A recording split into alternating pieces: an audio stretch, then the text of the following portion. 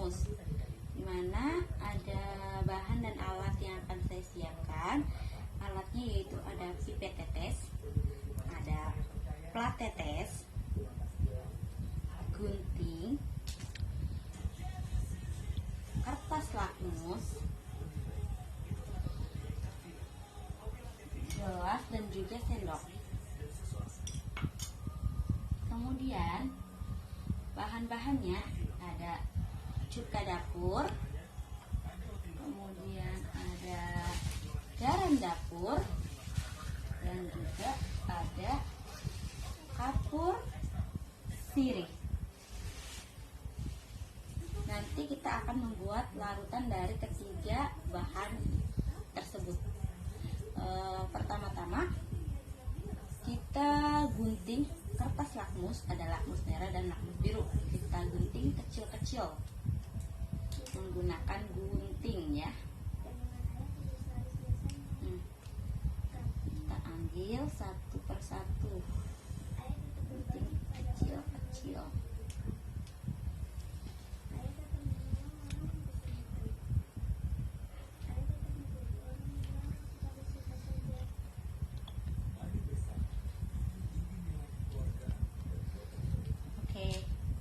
Sudah menggunting kecil-kecil, kemudian kita mulai saja dari bahan yang pertama, yaitu cuka dapur.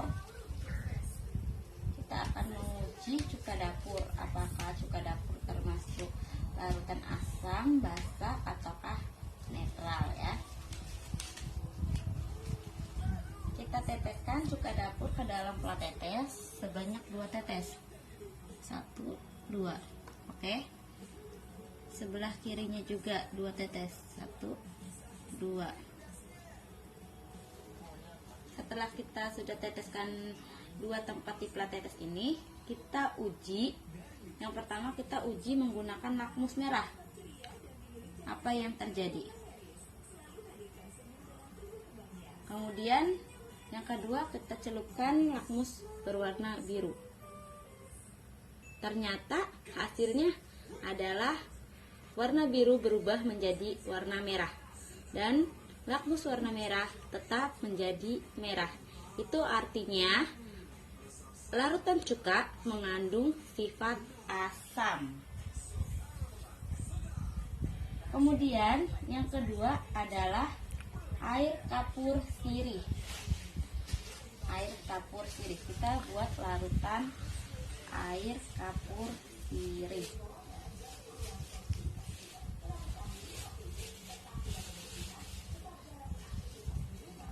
Kapur sirih ya.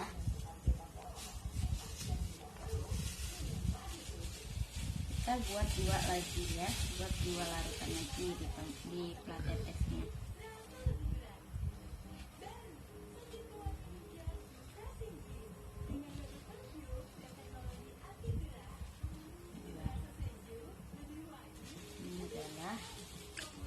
Kapur sirih kita teteskan dengan air menggunakan pipet tetes.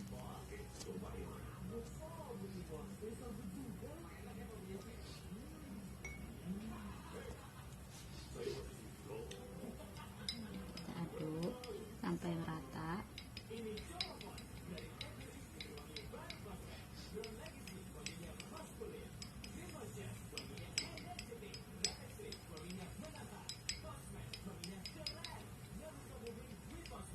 Oke, larutan dari kapur sirih sudah siap diuji menggunakan lakmus. Terlebih dahulu kita masukkan lakmus warna merah. Seperti biasa, lakmus warna merah. Wah, ternyata berubah menjadi warna biru. Kita masukkan lakmus warna biru. Ternyata tetap menjadi warna biru. Berarti itu artinya larutan dari kapur sirih ini bersifat basa, karena dari kedua lakmus tersebut berwarna biru.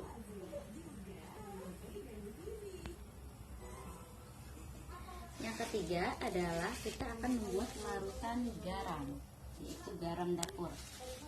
Ini adalah bahan yang akan kita gunakan, yaitu garam dapur.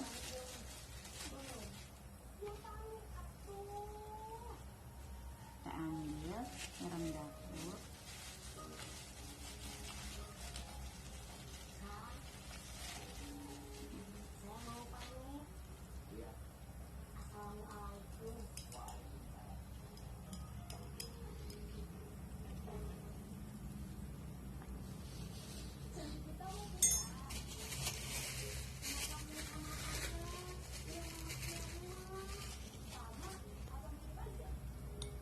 Kita teteskan sedikit air.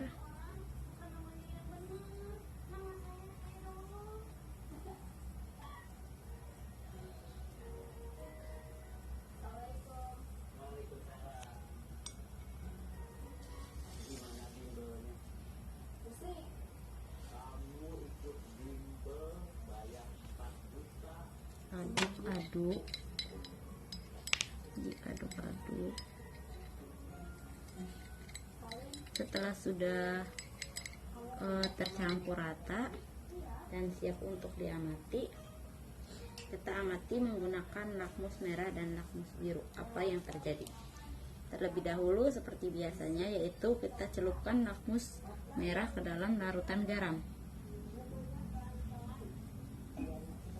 Kemudian kita celupkan lakmus warna biru ke dalam larutan air garam.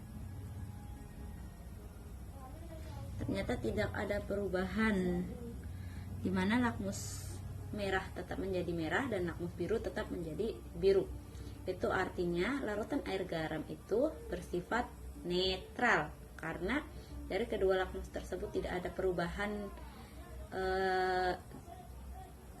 warna dari biru atau dari lakmus merah menjadi biru, dari lakmus biru menjadi merah, ya, sehingga dikatakan netral, tetap dari warna yang awal.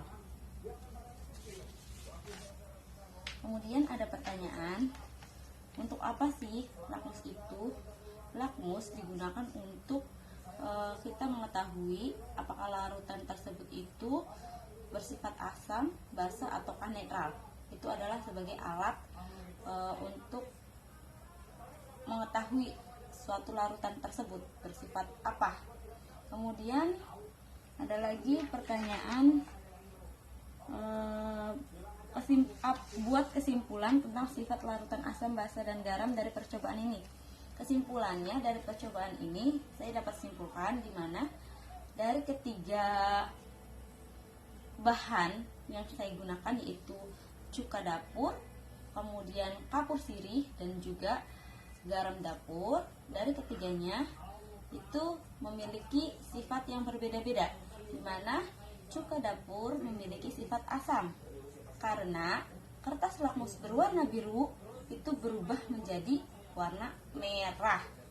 Kemudian yang kedua, bahan yang kedua adalah kapur sirih, itu memiliki sifat basa. Kenapa bersifat basa? Karena lakmus yang tadinya berwarna merah dicelupkan ke larutan kapur sirih sehingga berubah menjadi warna biru. Kemudian yang ketiga, air garam.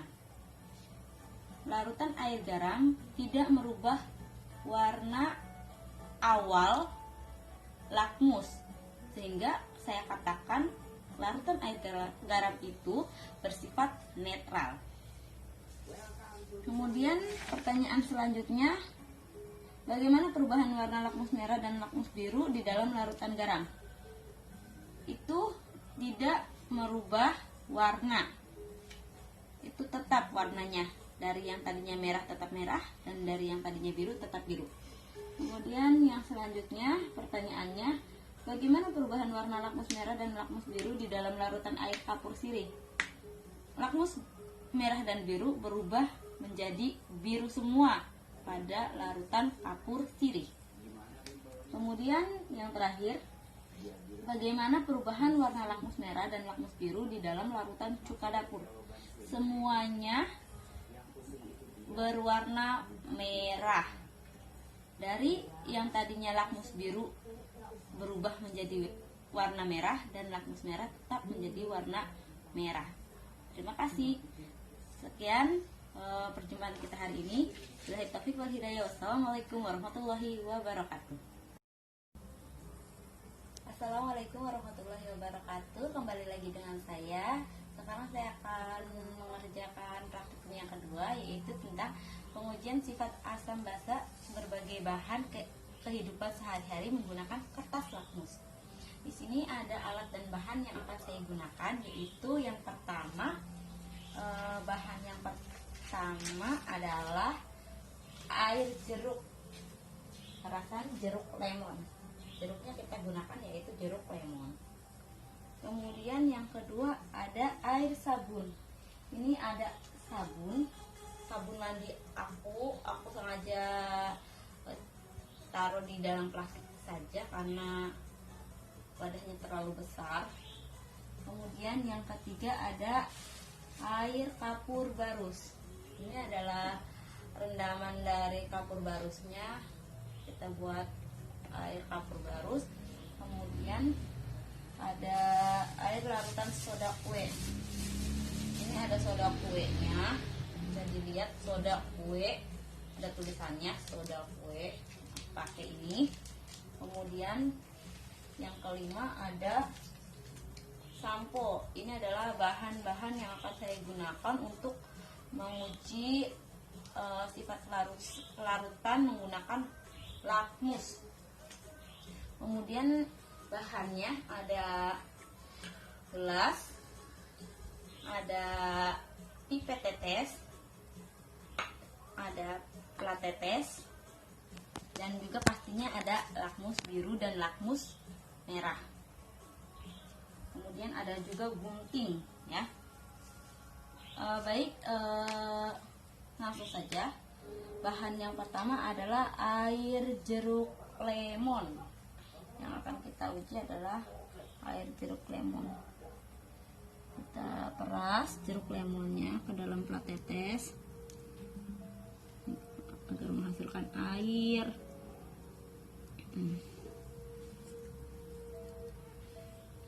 Oke. Yang satunya, karena kita mengujinya dua lakmus ya, lakmus merah dan lakmus biru. Oke. Sudah dapat air perasan jeruk lemonnya. Kemudian kita potong kecil-kecil kertas lakmus biru dan lakmus merahnya.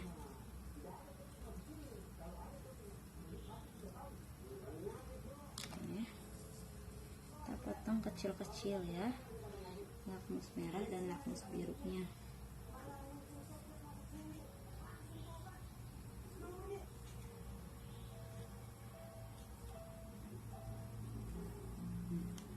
Kalau sudah, pertama-tama kita masukkan lakmus warna merah ke dalam air perasan jeruk lemon. Yang kedua, kita masukkan lakmus warna biru ya, ke dalam air perasan jeruk lemon. Nah, yang terjadi adalah biru berubah menjadi merah dan yang merah tetap menjadi merah. Berarti sifat larutan pada air perasan jeruk lemon itu bersifat asam. Kita tulis dulu ya. Merah tetap merah, biru menjadi merah. Kemudian yang kedua itu adalah air sabun, larutan air sabun. Ini kita gunakannya sabun mandi. Ya, sebentar. Kita ambil sabun mandinya secukupnya saja.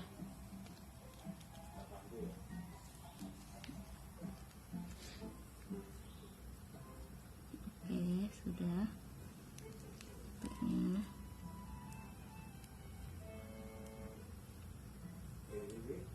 Oke, sudah. Kita pakai air agar cair. Sabun mandinya sengaja saya pakai sabun cair ya, agar mudah larutnya, agar mudah dilarutin. Jadi kita aduk.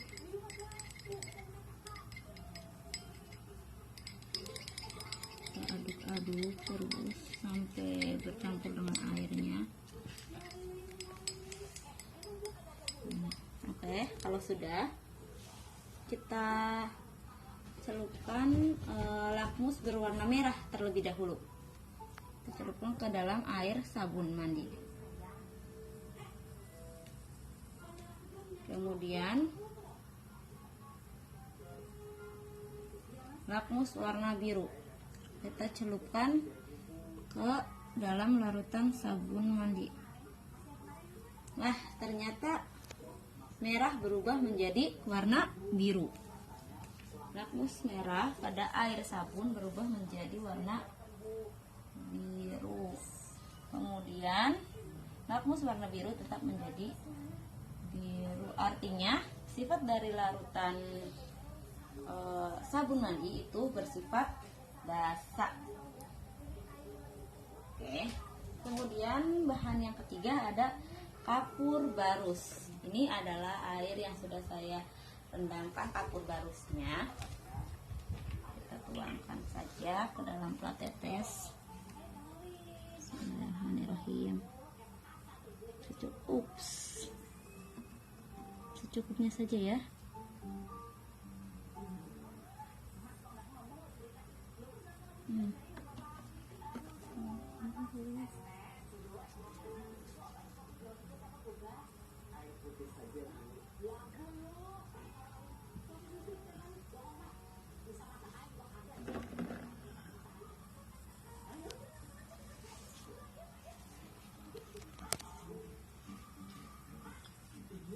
Oke, sudah.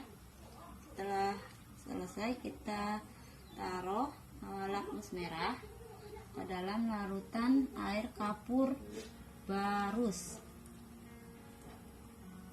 Kemudian yang kedua, lakmus berwarna biru kita taruh ke dalam air larutan kapur barus. Ternyata tidak ada perubahan dari kedua lakmus tersebut, tetap mempertahankan warna dari warna awal ya. Berarti itu artinya larutan kapur barus ini bersifat netral ya, karena lakmus biru tetap menjadi biru, lakmus merah tetap menjadi merah, sehingga sifat larutan kapur barus adalah netral. Kemudian yang keempat ada soda kue. Ini aku menggunakan soda kue.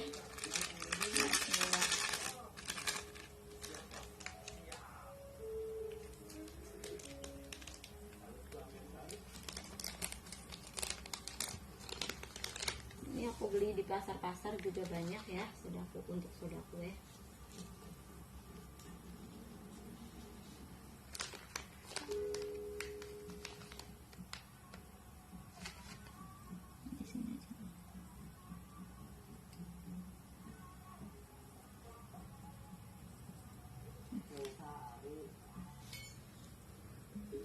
Tambahkan sedikit air.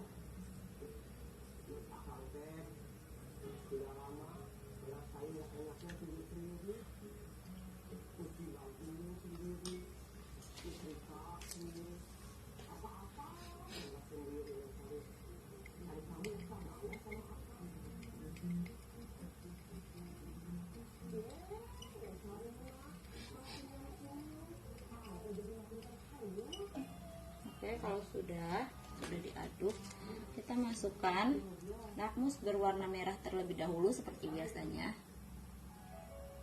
Kemudian yang kedua, kita masukkan lakmus warna biru. Ternyata ada perubahan dari lakmus merah. Lakmus merah ini berubah menjadi warna biru, dan lakmus biru tetap menjadi biru. Berarti itu artinya larutan pada soda kue bersifat basah, dimana warna lakmus merah menjadi biru. Warna lakmus biru tetap menjadi biru. Artinya sifat larutan dari soda kue adalah basa.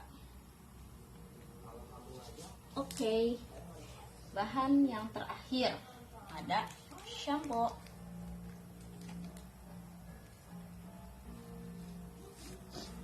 Secukupnya saja. Kita tuangkan shampoo ini secukupnya. Ups.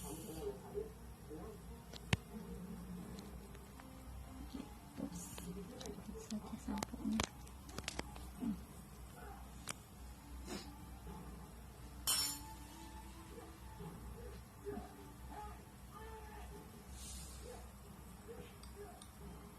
Kita tuang air. Oke. Sudah diaduk. Kita aduk.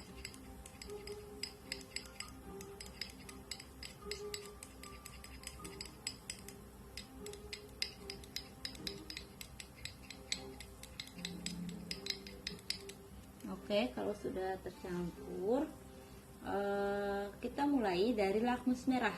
Terlebih dahulu kita celupkan ke dalam larutan air shampoo. Kemudian kedua, lakmus biru kita celupkan ke larutan air shampoo. Apa yang terjadi?